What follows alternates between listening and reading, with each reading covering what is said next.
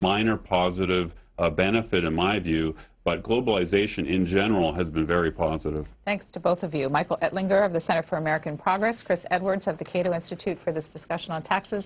And you have a good Thursday. Thanks for being with us. Prayer will be offered by the guest chaplain, the Most Reverend Thomas John Paparocki, Bishop of Springfield, Illinois.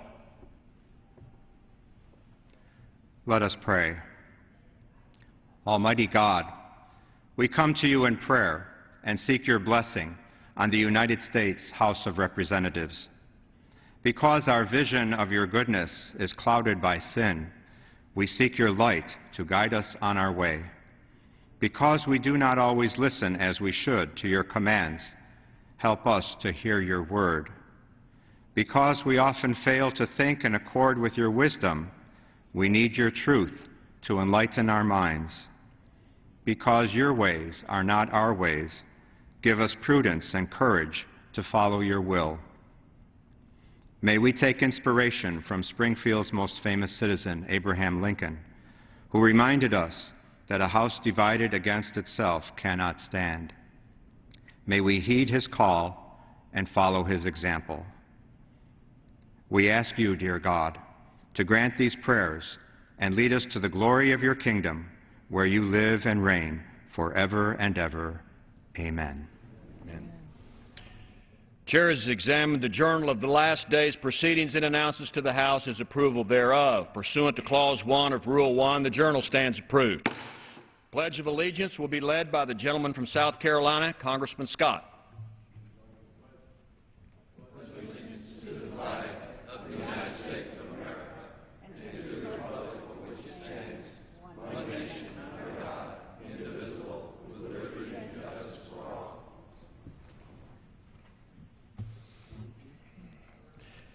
Without objection, the gentleman from Illinois, Mr. Quigley, is recognized for 1 minute.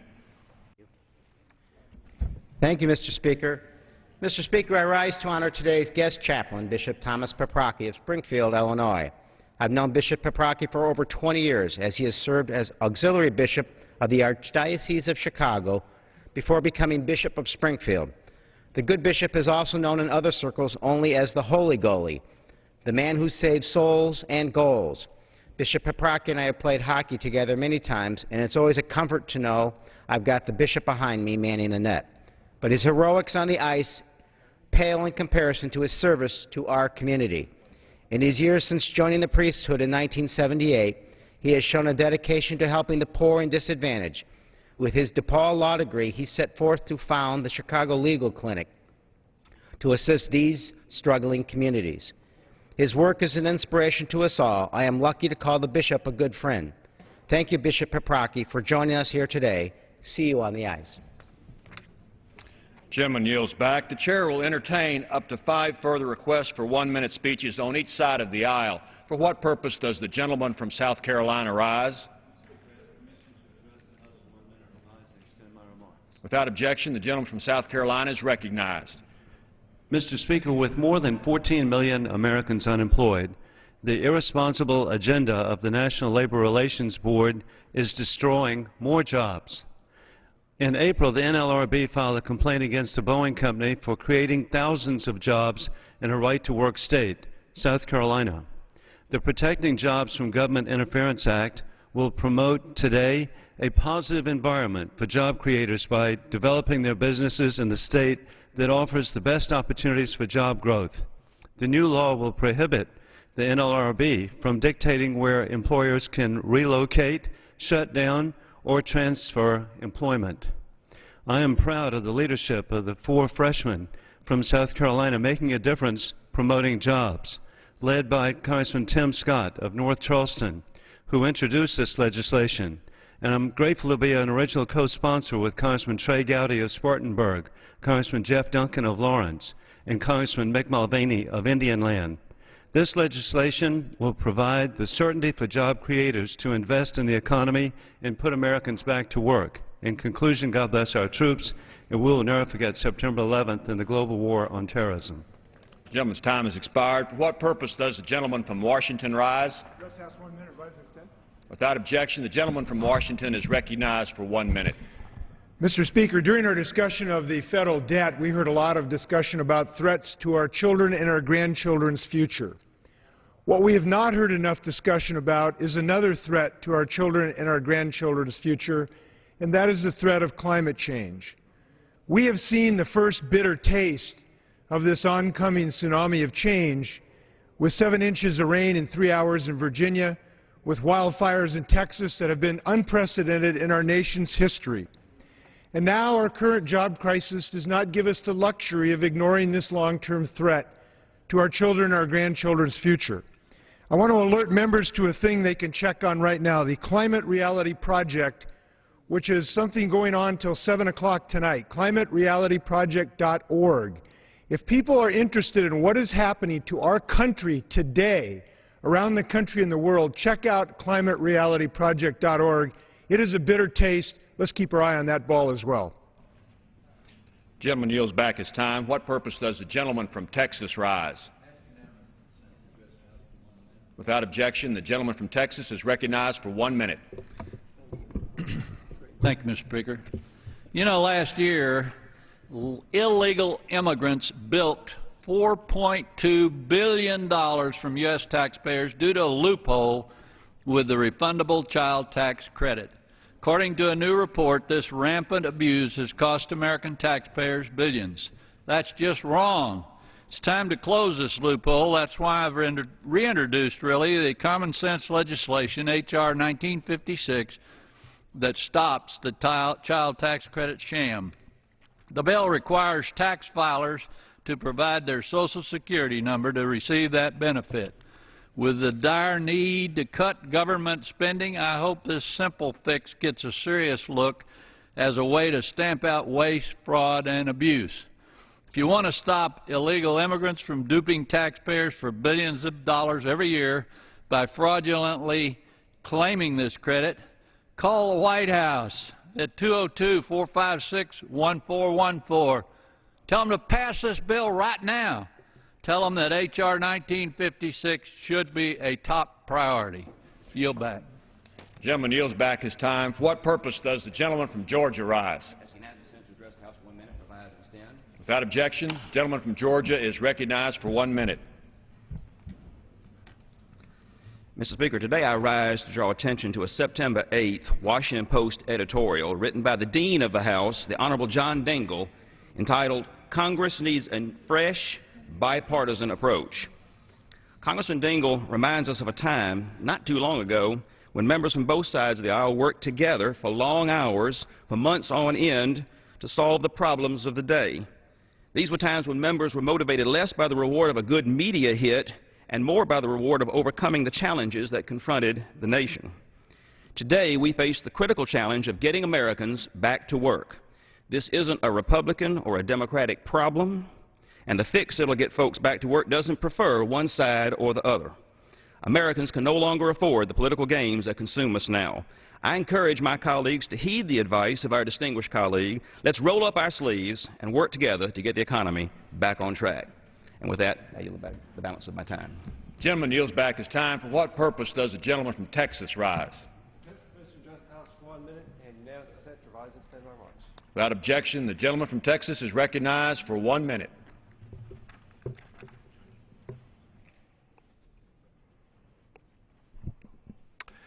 Mr. Speaker, last week in this chamber, the President challenged a joint session of Congress to pass his job stimulus bill. He promised the American people that it would be paid for. This week, we learned that it will be 100% paid for through tax hikes on job creators. Principal Asset Integrity Services is a small business engineering firm employing 100 people in the district I represent in Pasadena, Texas. Pinnacle's president told me that the higher taxes proposed by President Obama would not affect his personal salary, but higher taxes would severely restrict the funds available to him to pay employees while maintaining the reserve cash needed for monthly salaries. The result? Layoffs. Mr. Speaker, tax hikes on job creators like Pinnacle are simply not the solution. Regulatory certainty and reasonable tax rates will do wonders for job creation. I urge my colleagues to stand with the job creators and reject this tax increase. Let's get America back to work. I yield back.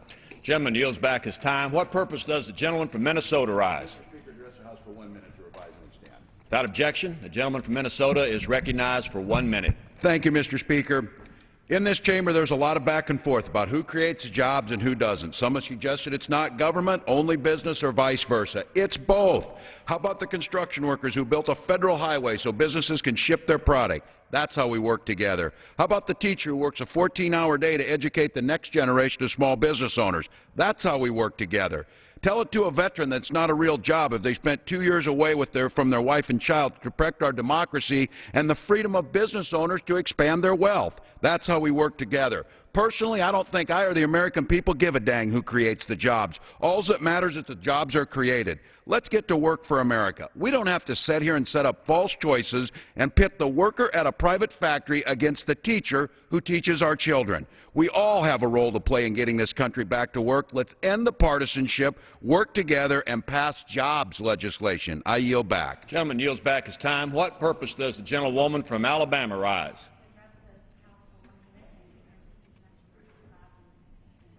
Without objection, the gentlewoman from Alabama is recognized for 1 minute.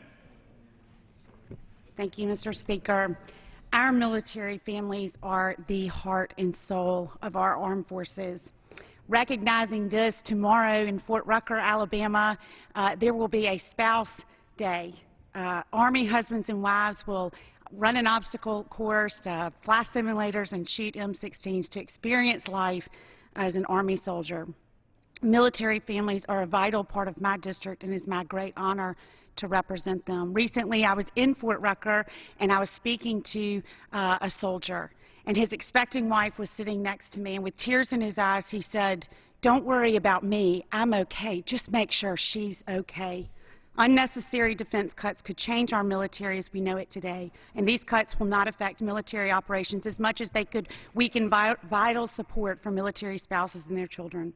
Regardless of politics, our military families must continue to have the resources necessary to serve in their support role as military dependents. Thank you. I yield back. For what purpose does the gentleman from Connecticut rise? For 1 minute, revise and extend. Without objection. Mr. Speaker, I have a great idea. Let's pass the American Jobs Act. It cuts taxes, it invests in infrastructure, and most importantly, it helps small businesses be more competitive in the global economy. Economists of all political stripes tell us that this act will create 1.9 million jobs, and it does it in part by making sure that U.S. taxpayer dollars are spent on U.S. jobs by applying the Buy American provisions. We should pass the American Jobs Act, and then we should take this simple idea that U.S. taxpayer dollars should go to create U.S. jobs and apply it to every corner of the federal government. For instance, we could create another 600,000 jobs on top of the 1.9 million if we just cleaned up loopholes that allow for thousands of defense contracts to go to overseas companies. You see, rhetoric on the floor of the House of Representatives doesn't create jobs. Real, now-focused policies do, like the American Jobs Act and Buy America policy. I yield back. For what purpose does the gentleman from Texas rise? Permission to address the House for 1 minute. Without objection. Mr. Speaker, the Palestinians are going to the United Nations to seek some type of recognition as a state. But this decision should only be decided with direct negotiations with Israel and Palestine. The Palestinians have rejected this proper process for peace and go instead to the anti-Israel UN for recognition. Dor Gold, a former Israeli ambassador to the UN, said, "If there was a UN resolution whose first clause was anti-Israel and whose second clause was that the earth was flat, the UN would pass it." The U.S. has come to this issue late, and even though it will object to the Palestinian statehood through the UN, in recent years, the United States has given mixed signals about its support for Israel. That is unfortunate. Israel is our most loyal friend and ally in the Middle East. The U.S. objection to the Palestinian statehood in the UN will be a hollow, lone voice of reason. It will show once again the U.S. has little leadership in the United Nations. However, the UN will reaffirm its position of bigotry against all things Israel, even if it means proclaiming the earth is flat. This is yet another reason to cut U.S. aid to the UN. We don't need to pay the UN to hate Israel. They will do it for free. And that's just the way it is. For what purpose does the gentlelady from the Virgin Islands rise? Without objection. Thank you, Mr. Speaker. I'm very worried about our country. Democrats and our president are calling on the Congress to pass the Jobs Act so that our fellow Americans who have been unemployed can go back to work, so that teachers, firemen, and police can keep their jobs, so that those whose incomes have dropped will have a little more money to spend on their families, so that our children will have schools that show we care about them, and so that struggling small businesses will get the help they need. Building the political will to do this requires not only patriotism, it requires compassion. After watching the Tea Party debate where the audience and some candidates indicated an uninsured person should be left to die, and where there was loud applause for capital punishment, I wonder if we can still feel another's pain.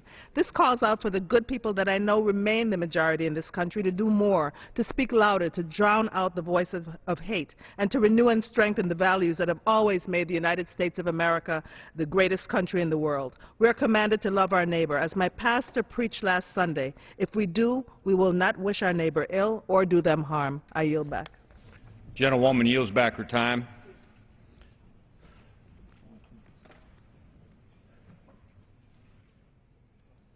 For what purpose does the gentleman from South Carolina rise?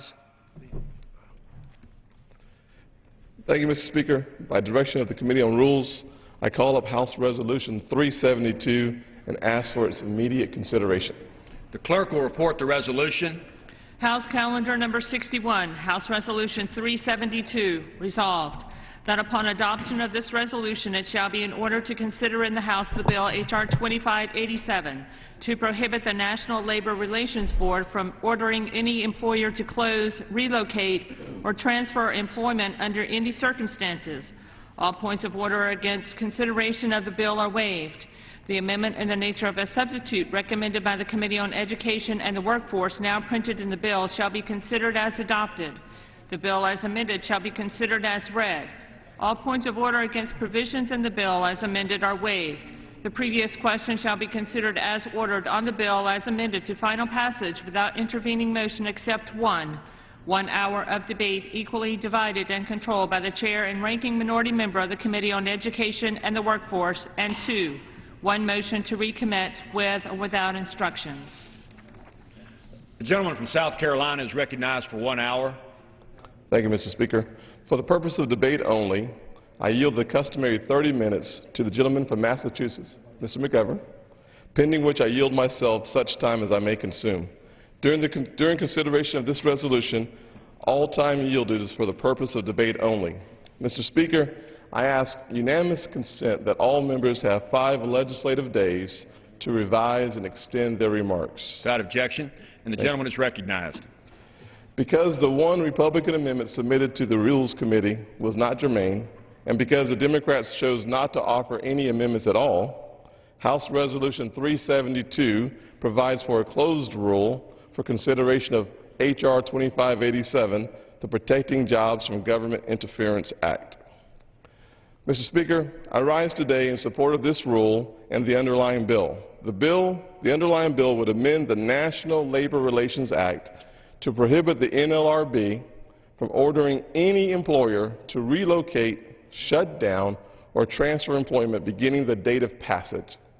Since the NLRB filed suit against Boeing, I have been reminded of an old saying: a government that is big enough to give you all you want is big enough to take it all away. What you see now is exactly that: big government killing jobs under the guise of protecting workers. Let me be clear. Despite what opponents will say, this is not a union issue. This is a classic example of government overreach, which will in the end destroy American jobs and encourage companies to look elsewhere in the world. With unemployment at 9.1% and an economy which is best described as fragile, we do not have the luxury of being able to afford this action. Plain and simple, my legislation will remove the NLRB's ability to kill jobs. The government, especially an unelected board, does not need to be involved in the business decisions of the private sector. In fact, it cannot be. We already live in a country where our corporate tax structure is the second highest in the world, and we cannot add another strike against us. Today, the NLRB's overreach threatens 1,100 jobs in my hometown of North Charleston. Let me say that again. 1,100 jobs already created and filled. Who is to say tomorrow it does not preclude another company from looking to expand, not just in South Carolina, a state where our unemployment rate is at 10.9%, but anywhere in our country? This instability is the last thing our job creators need right now. Once again, Mr. Speaker, I rise in support of this rule and the underlying legislation.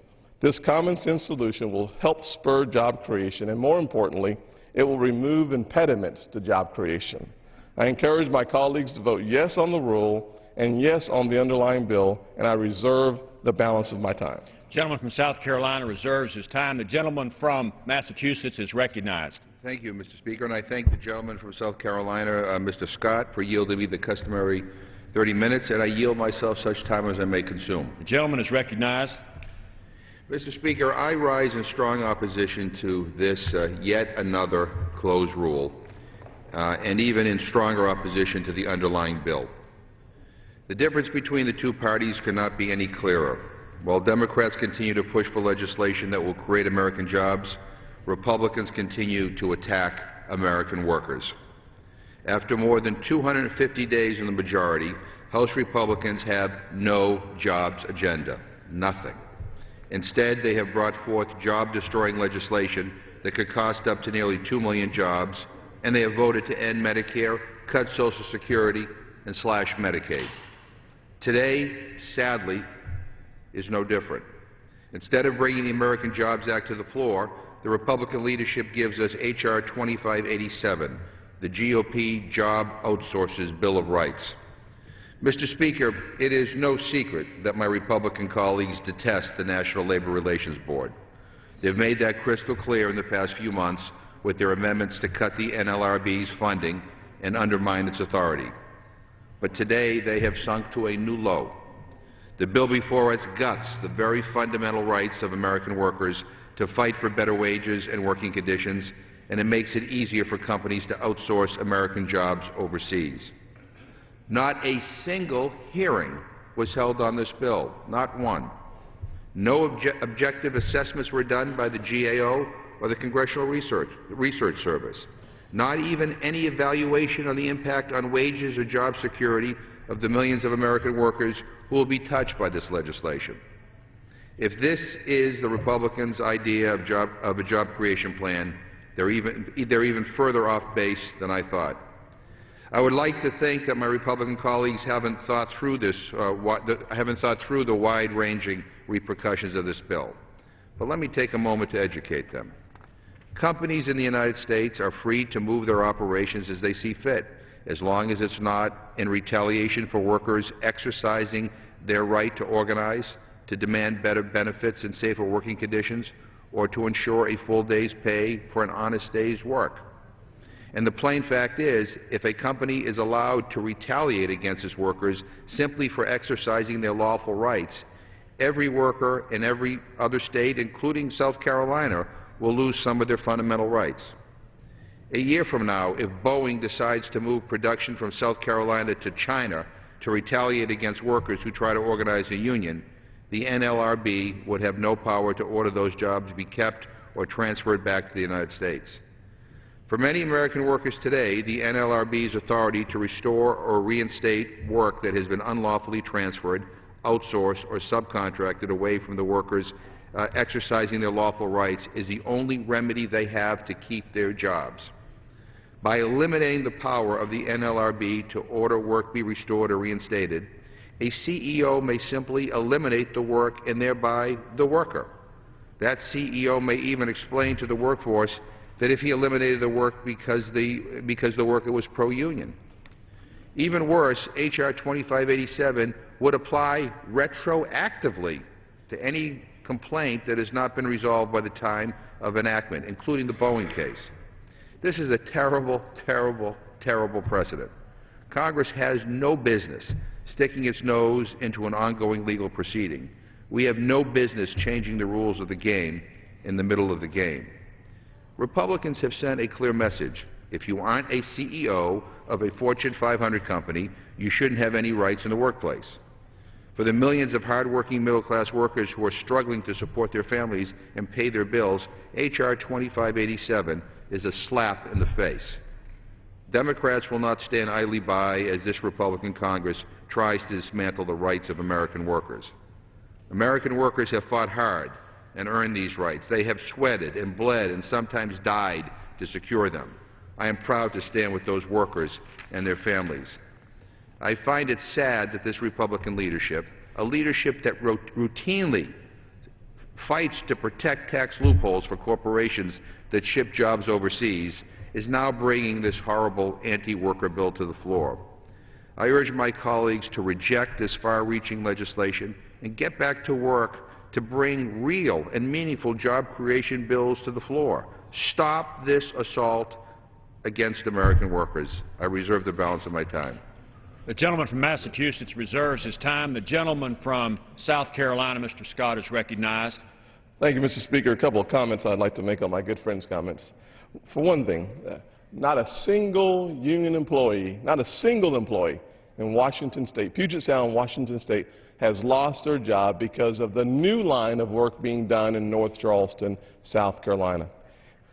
Another comment that my good friend made had to do with Medicare and what Republicans are doing to Medicare. Let us not forget the fact that without any question, the legislation that has the greatest impact on Medicare and its funding for the future happens to be the National Health Care Plan passed by the Democrats, where they stripped $500 billion out of Medicare to pay for a debacle known as national health care.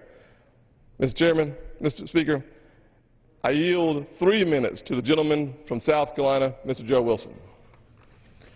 The gentleman from South Carolina, Mr. Wilson, is recognized for 3 minutes. Thank you, Mr. Scott, for your leadership.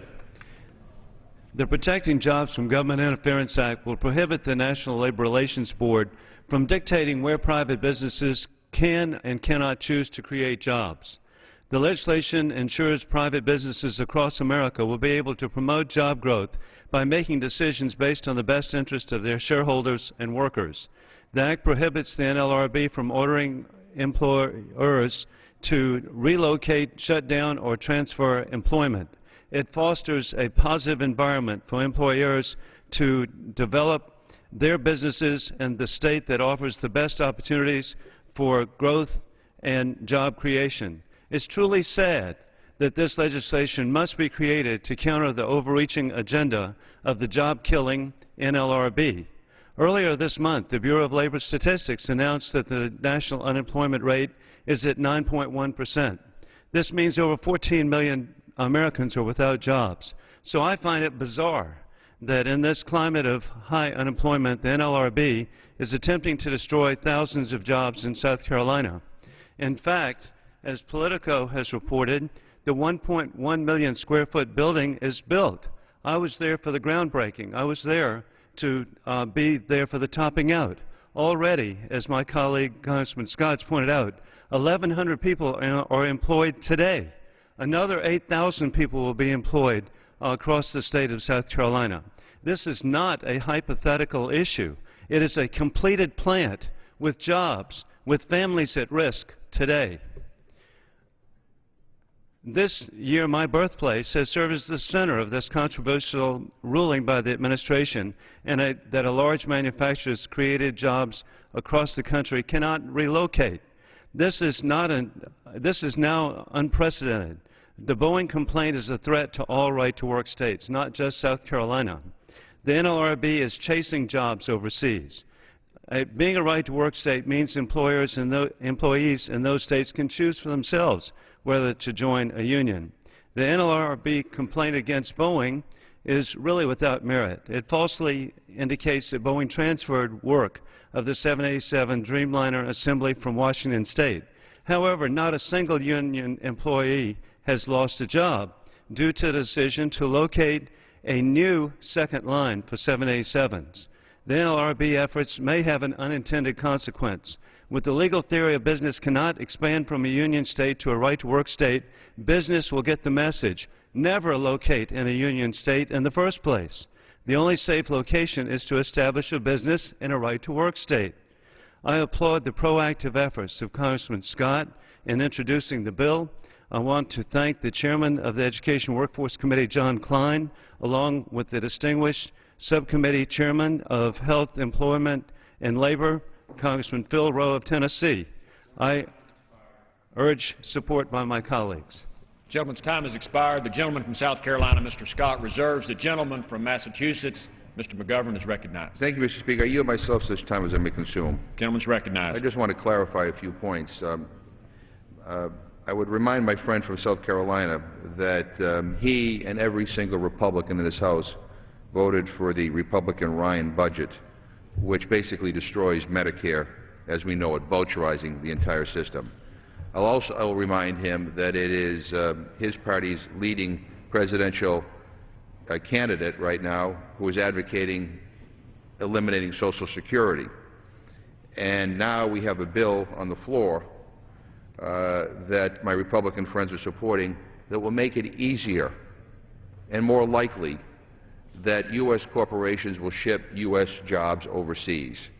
I mean, stop the assault on American workers. At this time, I'd like to yield 2 minutes to my colleague from Massachusetts, Mr. Lynch. The gentleman from Massachusetts is recognized for 2 minutes.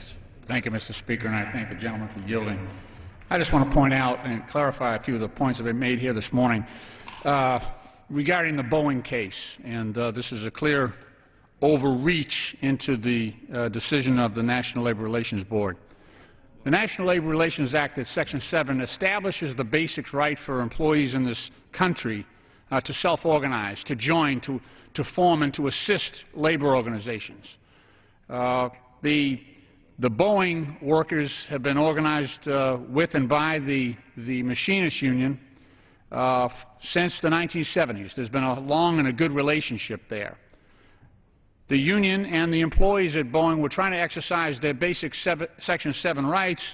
However, the management of Boeing, which is a good company, but clearly in this case the management of Boeing committed an unfair labor practice by threatening the employees that if they exercised their rights under Section 7, they would move the work out of Washington, out of Puget Sound, and relocate it down to South Carolina, which they did.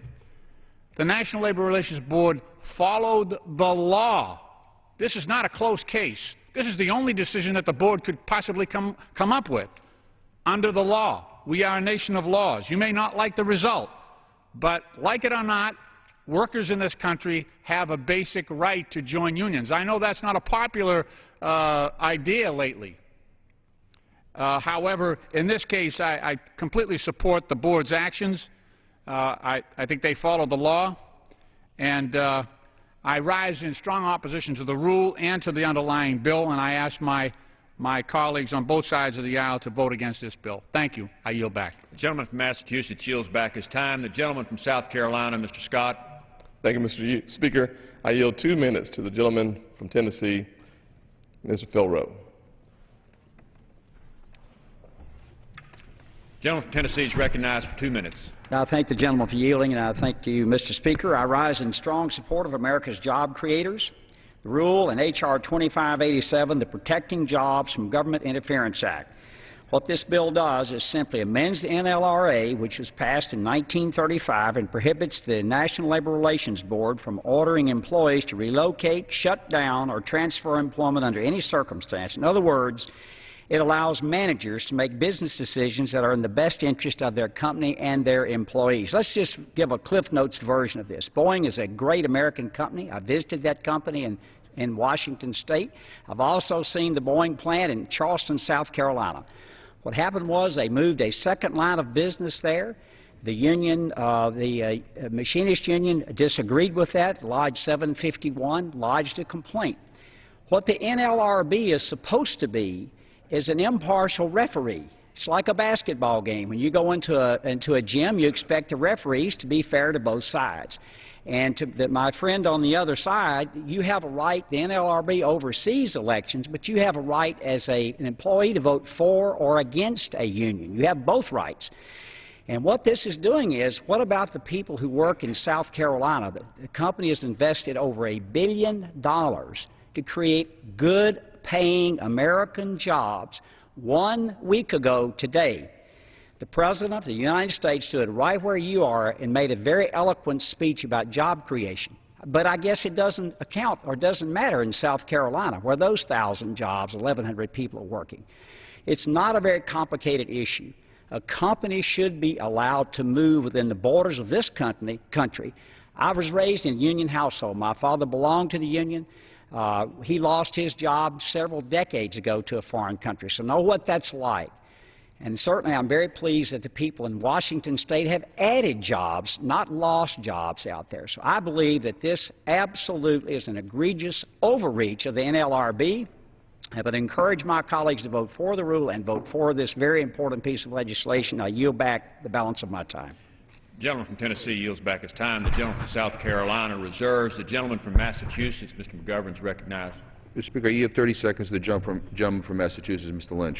The gentleman from Massachusetts, Mr. Lynch, is recognized for 30 seconds. Thank you, Mr. Speaker. I just want to respond to those statements. It is a simple case. I agree with that part. And Boeing is a good company, good American company. But in this case, if you read the facts of the case, their management made multiple threats to the employees that if they chose to exercise their rights as employees under the law, that they would move the work away from Puget Sound and located in South Carolina. And that's exactly what they did. That's exactly what they did. You can manage a company, but you cannot use your management rights to trample the rights of those basic employees. Thank you. Thank you. I yield back. Gentleman from Massachusetts' time has expired. Gentleman from South Carolina, Mr. Scott, is recognized.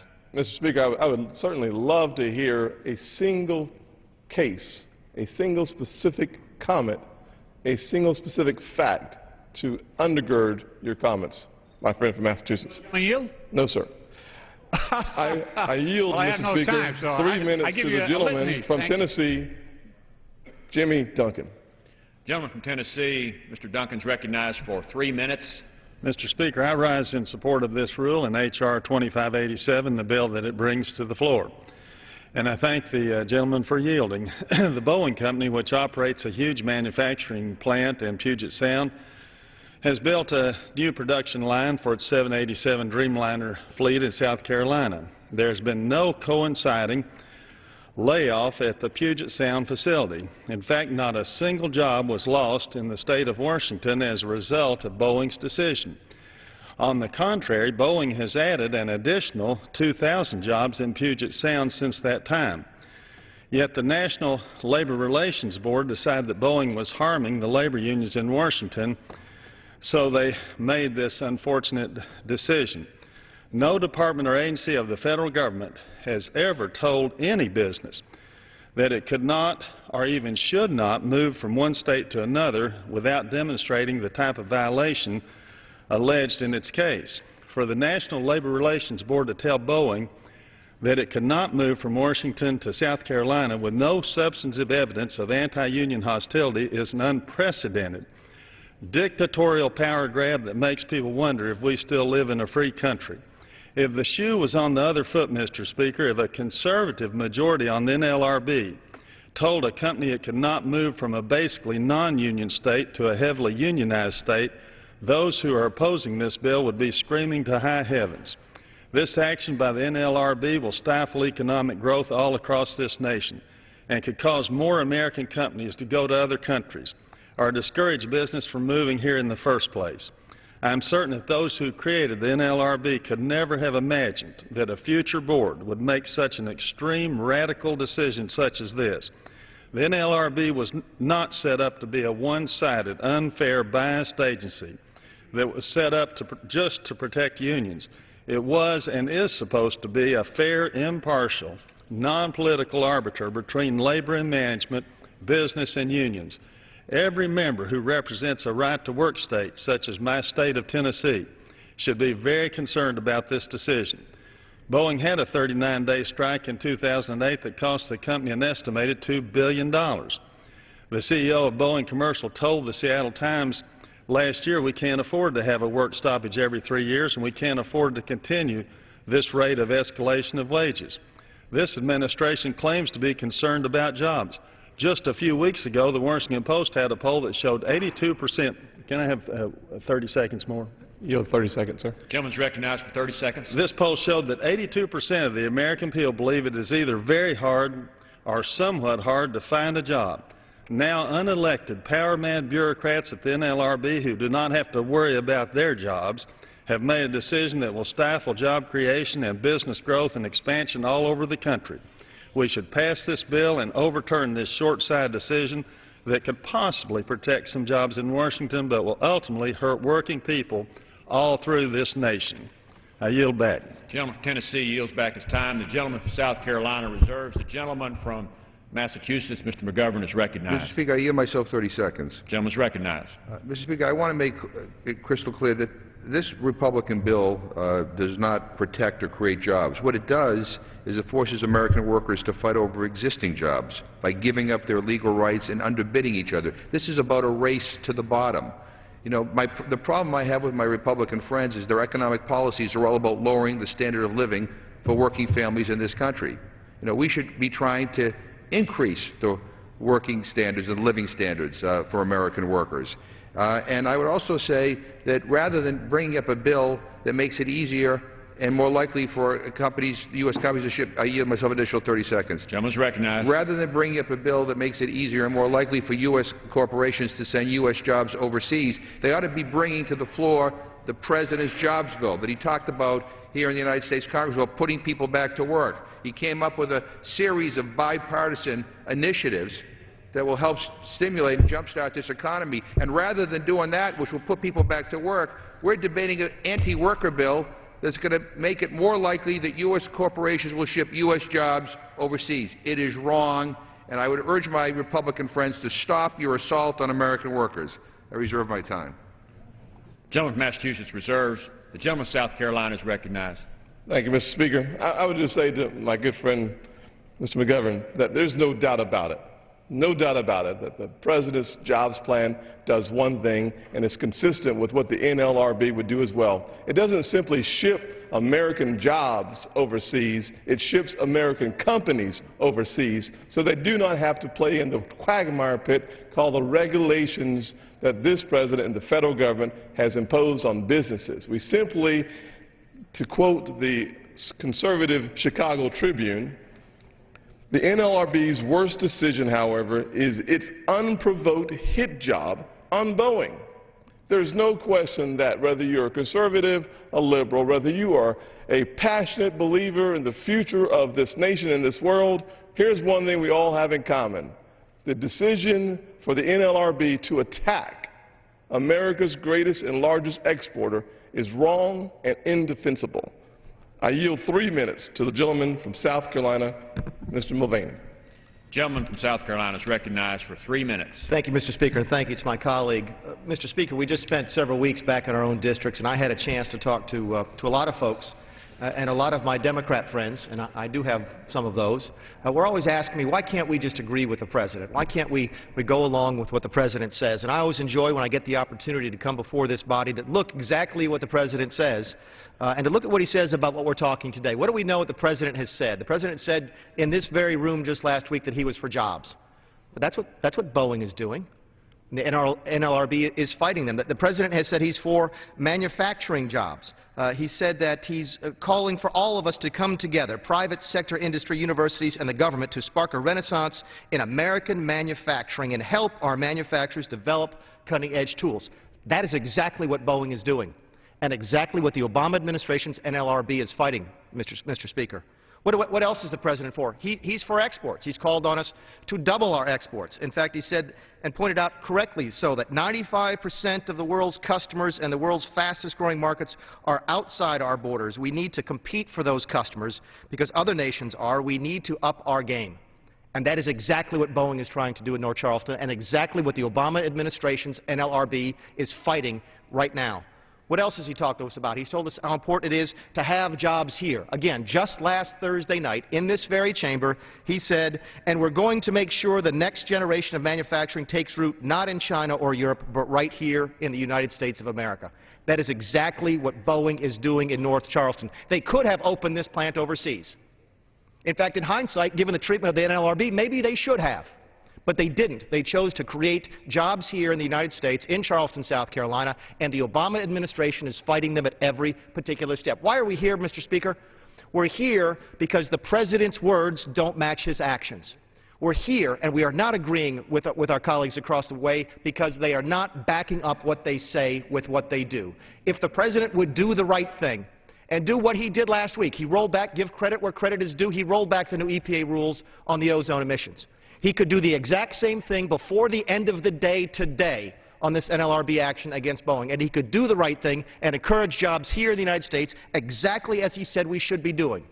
But since he won't match his words to his actions, we must pass this rule and we must pass this bill, and I yield back the balance of my time. Gentleman from South Carolina, Mr. Mulvaney, yields back his time. The gentleman from South Carolina, Mr. Scott, reserves, and the gentleman from Massachusetts, Mr. McGovern, is recognized. Mr. Speaker, at this time I'd like to yield 2 minutes to the gentlewoman from Ohio who believes that it is wrong for the Republicans to pass legislation to make it easier for U.S. corporations to ship U.S. jobs overseas. Ms. Sutton. Gentlewoman from Ohio is recognized for 2 minutes. I thank the gentleman for the time. Mr. Speaker, it is no secret that the American people are very concerned about the failure of House Republicans to help the American people get back to work. But, Mr. Speaker, it seems that we may have it all wrong. It turns out that House Republicans have been working to create jobs, just not here in America. While the American people are suffering, H.R. 2587 gives big corporations, which are already flush with profits and tax breaks, yet another free path to take jobs from hard-working American men and women and ship them overseas. Without the support of the National Labor Relations Board to help working families get a fair shake, we can only expect to see more layoffs, lower wages, and a bleaker future for America's middle class. Instead of stripping power away from the NLRB to ensure the rights of workers are upheld and handing it to corporations to bust unions and outsource jobs, we should be working to create good-paying jobs right here in America, right in Ohio. We should be working to level the playing field for the American worker, who are the best, hardest-working, most innovative workers in the world. It is time that the Republicans join us in that fight, and it's time that they join us in voting no on this rule and on this very bad legislation, H.R. 2587. Stand up for the American worker. I yield back. Gentlewoman from Ohio yields back her time. The gentleman from Massachusetts reserves. The gentleman from South Carolina, Mr. Scott, is recognized. Thank you, Mr. Speaker. My good friends on the left continue to talk about shipping jobs out of America.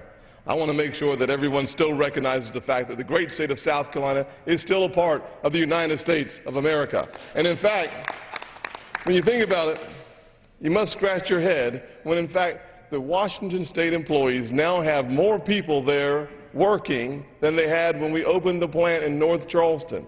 In fact, if you're talking about creating American jobs in American states, U.S. states called South Carolina, you would simply look at the fact that 1,100 employees have been hired in North Charleston. You'd think about the fact that the compounding impact of those jobs in North Charleston could create up to 12,000 new American jobs in our states. So the fallacy of the left is nothing more than rhetoric. Mr. Speaker, I yield 3 minutes to the gentleman from South Carolina, Mr. Jeff Duncan. Gentleman from South Carolina, Mr. Duncan, is recognized for 3 minutes. Thank you, Mr. Speaker. Ladies and gentlemen, I rise today in support of H.R. 2587, the Protecting Jobs from Government Interference Act that would end the funding for an NLRB's lawsuit against Boeing. I'm original co-sponsor of this legislation because I believe that what the NLRB has done to Boeing and to the people of South Carolina is one of the most egregious bureaucratic abuses of power that this administration has perpetrated. And with this administration, Honestly, that's saying something. Earlier this year, the NLRB decided that it had the power to tell a company where it could move, what it could build, and how much. Whatever you think of the NLRB, whatever stance you have on big labor and labor unions, would you ever think that our government would consider such an unconstitutional power grab? In the midst of this great recession, when our number one focus should be on creating jobs, the NLRB is trying to stop an American company from building American airplanes with American workers, South Carolinians, right here in America. During a recent congressional hearing, one of my colleagues from South Carolina, he asked the head lawyer for NLRB if he knew of a single union worker who had lost their job because Boeing decided to expand production in South Carolina. NLRB's lawyer did not have an answer. But if NLRB wins this lawsuit, listen clearly, America, if NLRB wins this lawsuit, the decisions will be made not whether to locate in a union state or a right-to-work state. Decision American companies will make will be about whether to continue production in the United States of America or take those jobs and that manufacturing process to another country. That is the hard reality of what NLRB is doing today. I ask my colleagues to join the South Carolina delegation and America today in standing up for freedom, standing up for the right to start a business, standing up for American jobs, standing up to the bullying tactics of an out-of-control bureaucracy. Mr. Speaker, let's pass this bill. Let's pass it right away. This is an actual jobs bill that you can go and read. And this is one that we can pass right now. We can pass this bill today, and we can get Americans back to work. I yield back the balance.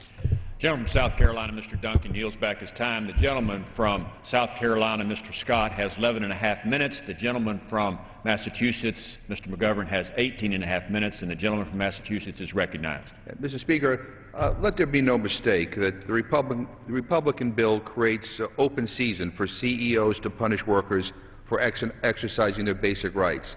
My friends on the other side fight tooth and nail to protect all these corporate tax loopholes that actually encourage companies to move their jobs overseas. We can't touch them. They fight with passion on the floor to protect them. But when it comes to protecting American workers, they're AWOL. I mean, I don't know what it is that they have against American workers, but this bill undermines the rights of American workers to be able to stand up and ask for a decent wage for an honest day's work. It undermines their ability to ask for benefits like, you know, a good retirement benefit. I mean, this is about taking away rights and powers of workers. I mean, granted, these workers don't give big PAC checks. They're not the leaders of the Fortune 500 companies, but these are the backbone. These people are the backbone of our economy. I mean, we should be standing up for American workers in this Congress. We should be fighting to protect American jobs to keep them in the United States. This bill makes it easier, in fact more likely, that corporations and companies will retaliate against workers who stand up for their rights by sending their jobs overseas to places like China. Why in the world are we doing this? We should be trying to find a way to empower workers in this country. It shouldn't be about a race to the bottom, and it shouldn't be about states competing for existing jobs. This is a bad bill. This is a bad precedent, and quite frankly, again, it is typical of what the Republican agenda is all about when it comes to the economy. It's about a race to the bottom. It's about lowering the standard of living for American workers while protecting the big CEOs, the heads of the Fortune 500 companies. You know, their rights are always protected, but when it comes to the little guy, my Republican friends are on the opposite side. I reserve my time. The gentleman from Massachusetts reserves. The gentleman from South Carolina, Mr. Scott. Mr. Speaker, we reserve our time. The gentleman from South Carolina reserves. Mr. Speaker, at this time I'd like to yield 3 minutes to the gentlewoman from Connecticut, Ms. DeLauro. Gentlewoman from Connecticut is recognized for 3 minutes. I thank the gentleman. Let's be clear. Let's talk about South Carolina for a second. No one has mentioned this. South Carolina is a right-to-work state. What does that mean? It guts the ability of workers to organize and to form unions, to fight for higher wages and safer workplaces. Why do you think Boeing was going to South Carolina? Because they thought it was going to be worse for them or better for them. A right-to-work state that guts unions. That's why they went. Millions of Americans are working today, and they're looking for work. They're struggling to keep their homes. They are out of work. They're not working. And yet we are debating legislation that tries once again to eviscerate unions, accelerate that race to the bottom. This bill does nothing to create good, well-paying jobs here in America. It guts the regulatory powers of the National Labor Relations Board. It legalizes runaway shops. It allows companies to fire employees trying to start a union. It's a right-to-work state, and actually makes it easier to ship jobs overseas. None of this is what our economy needs right now. It's like what we have seen from Republican governors in states like Wisconsin, Ohio, Indiana. This legislation represents yet another front in the majority's ideological assault against workers' rights all across the country. You know, I represent a community where the right to organize was hard-won. At the dress shops where my mother sewed collars for pennies, at the gun factories, the aerospace industry, the government offices, and the great universities of my state. The families of my district know from hard-won experience that labor unions fight for employee rights, higher standards, greater equality, security in work and retirement. They help ensure that workplaces and politics are driven by the dreams and the aspirations of working people, not by corporate power and the narrow agenda of the elites.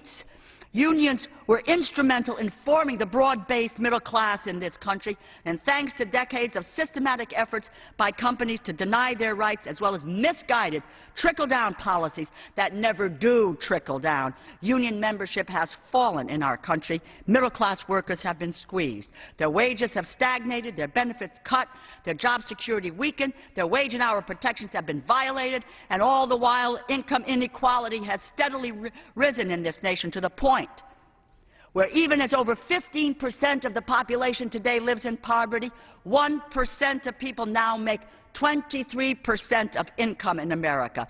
This Republican majority is trying to go for the killing blow. They once again attempt here to make a boogeyman of the NLRB. The board's function is only to defend the rights that we consider fundamental to the right to form a union, the right to be represented by that union in dealings with employers, and the right to be free from retaliation from doing so. The board, can I have an additional minute? An additional 1 minute. Thank you. The gentlewoman is recognized for an additional minute. The board also enforces laws that protect employers and third parties against practices by unions considered to be unfair or harmful. In fact, NLRB's charter and structure was amended to meet Republican concerns in 1947 by the Taft-Hartley legislation. Today, the NLRB is simply doing its job, finding fair remedies for employees and employers in workplace disputes, prosecute violations when they occur. Nothing radical about the NLRB. What's radical is the anti-union measures that this majority tries to foist on the American people. They've tried to slash funding for the NLRB, tried several times to repeal Davis-Bacon. They're trying now to severely limit workers' fundamental right to organize collectively. The bill is not a serious attempt to restore jobs, restore economic growth, or address budget deficits. It's about marginalizing the labor movement with the capacity for working people to find fairness in the workplace. It will harm middle-class families already dealing with a tough economy. It will grease the wheels for companies to move jobs overseas. I urge my colleagues to stand with American workers and vote against this rule.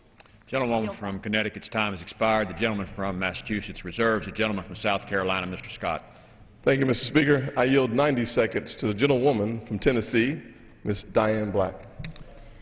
Gentlewoman from Tennessee, Ms. Black, is recognized. Thank you, my colleague from South Carolina, for yielding time. Mr. Speaker, I'm here today as a member of a right-to-work state and a co-sponsor of this legislation to speak out against NLRB's actions against Boeing in South Carolina and NLRB's assault to the right-to-work states.